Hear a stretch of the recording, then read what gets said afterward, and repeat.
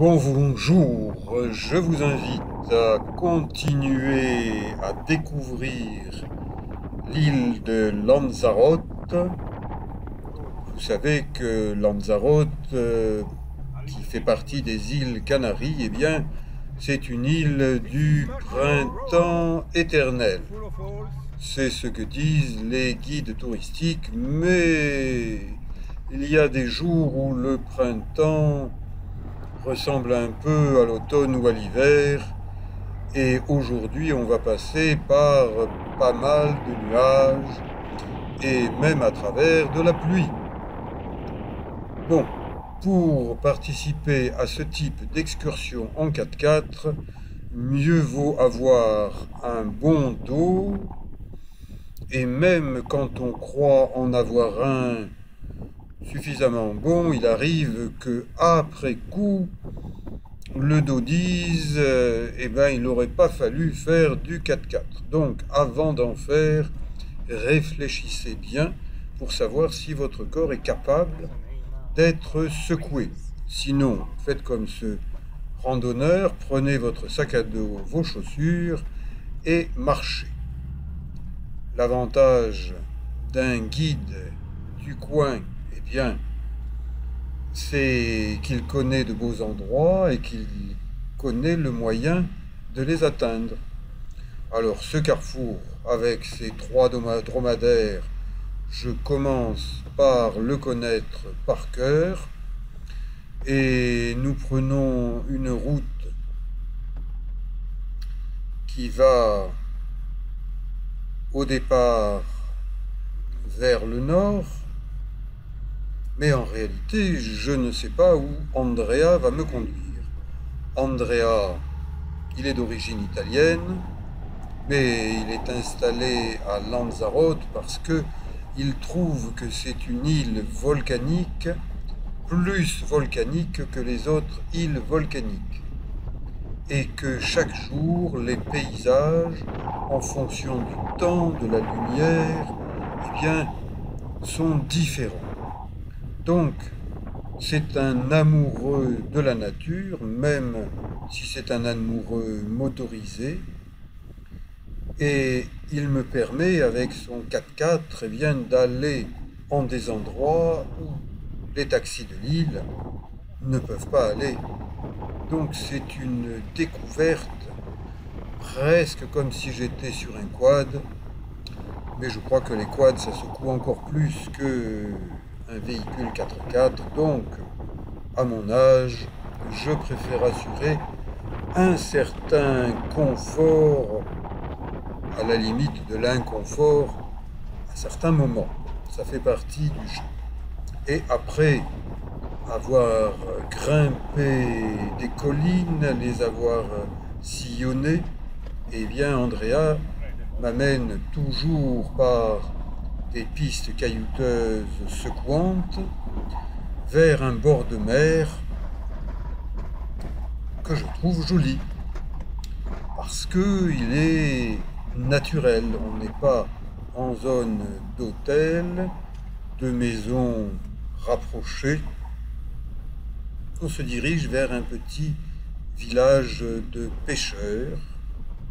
Et dans un prochain voyage, j'espère explorer à la nage avec palmes, masque, tuba, combinaison, sac à dos étanche, et bien des kilomètres de côtes sauvages gérées par un parc régional, protégé par un parc régional.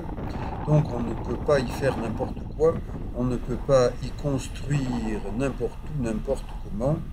Et voilà un petit hameau de pêcheurs avec ses maisons traditionnelles, cubiques, des terrasses destinées à recueillir l'eau des rares pluies. Eh bien aujourd'hui, c'est un jour à pluie. Et ces plantes à fleurs jaunes, eh bien, ce sont des aloe vera. Vous savez, les plantes à la mode qui font tellement de bien à la peau, qui plaisent aux dames et même aux messieurs, pour avoir une peau plus lisse. Petit village, plutôt petit hameau, que l'on entretient. Donc les maçons, les artisans, eh bien, gagnent leur vie en entretenant ce qui est du typique, du local. Maisons blanches posées sur des roches volcaniques noires, arbres qui arrivent à grandir alors qu'ils reçoivent très peu d'eau. Lanzarote n'est pas une île verte, c'est une île couleur roche, pas vert. Et aujourd'hui, c'est une île avec un ciel blanc-gris, plus gris que blanc, et surtout que bleu. J'observe les bâtiments, l'architecture, la décoration. Nous sommes fin mars, c'est plus un temps d'hiver. Il faisait plus chaud, il faisait meilleur. Fin janvier, lorsque je suis venu pour la première fois sur cette île Lanzarote. Vous constatez avec ce petit panneau humoristique, eh bien, que les propriétaires de chiens sont invités à les faire crotter ailleurs que dans ce petit jardinet. C'est un peu partout pareil. Il y a des propriétaires de chiens qui laissent leurs chiens en liberté. Ce sont des gens irrespectueux des autres. Hélas, on en trouve partout dans le monde. Aujourd'hui, le vent souffle fort, mais c'est pratiquement un peu toujours le cas. Par contre, qu'il y ait de la pluie, ça c'est relativement rare. Je crois que Lanzarote a à peu près une centaine de millimètres de pluie par an. Et en janvier, j'avais déjà pris une bonne pluie, et là, nous plongeons vers des nuages de plus en plus sombres, et nous allons certainement rencontrer la pluie en chemin. Ça n'est pas un jour pour faire bronzette à la plage, mais c'est un jour pour que les petites plantes, que la nature soit contente. Et regardez les bords de route, vous voyez qu'il y a de la verdure, qu'il y a des petites fleurs, et certaines zones de champs en jachère, c'est-à-dire des champs qu'on ne cultive pas cette année, on laisse se reposer, eh bien, ont beaucoup de fleurs. Vous l'avez vu dans mes randonnées, dans mes découvertes en bus, les 2 jours précédents, avec du vert, avec du blanc, avec du jaune. Là, heureusement que je suis dans un 4x4 et pas en randonnée, car eh ben, ça tombe fort. Hein. Ça s'appelle un orage, une averse. Et si vous êtes dessous, eh ben, vous êtes rincé.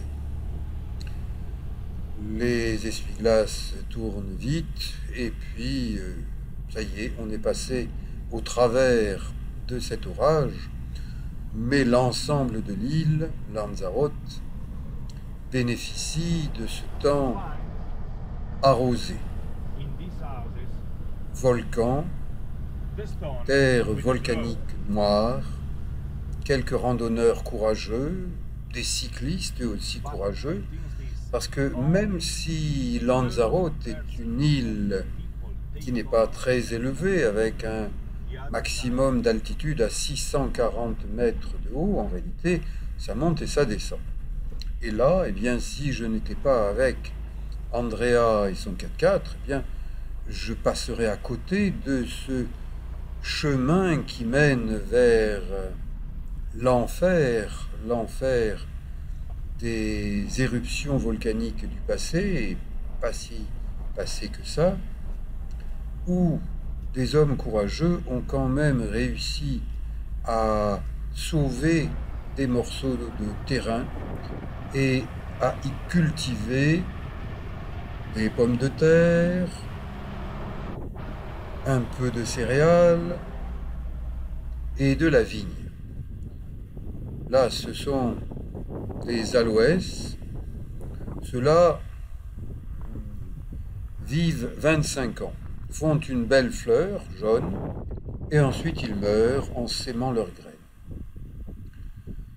petite maison d'agriculteur, plus exactement de viticulteur, et voilà les vignes au pied de la piste, protégées par des murets de pierre. Quasiment chaque pied de vigne est protégé par un muret. Jadis, c'étaient les dromadaires qui permettaient de cultiver, qui permettaient d'aplanir les champs. Eh bien, maintenant, nous avons un dromadaire mécanique qui s'appelle un tracteur.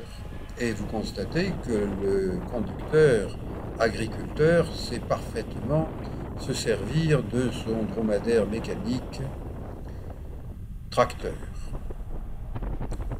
Je reconnais cette montagne, c'est un volcan du village de Las Dolores. Je vous l'ai montré dans une vidéo précédente. Un volcan, pas celui-là, mais un autre, déversait sa lave vers le village de Los Dolores, les douleurs. Les habitants ont pris la statue de la Vierge Notre-Dame des Douleurs et l'ont portée sur leurs épaules en priant.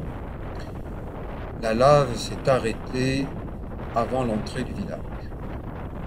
Notre randonnée d'aujourd'hui se termine, excursion en 4x4 avec Andrea, mais j'en ai fait une autre que je vous proposerai dans une prochaine vidéo. N'hésitez pas à vous abonner à ma petite chaîne et merci.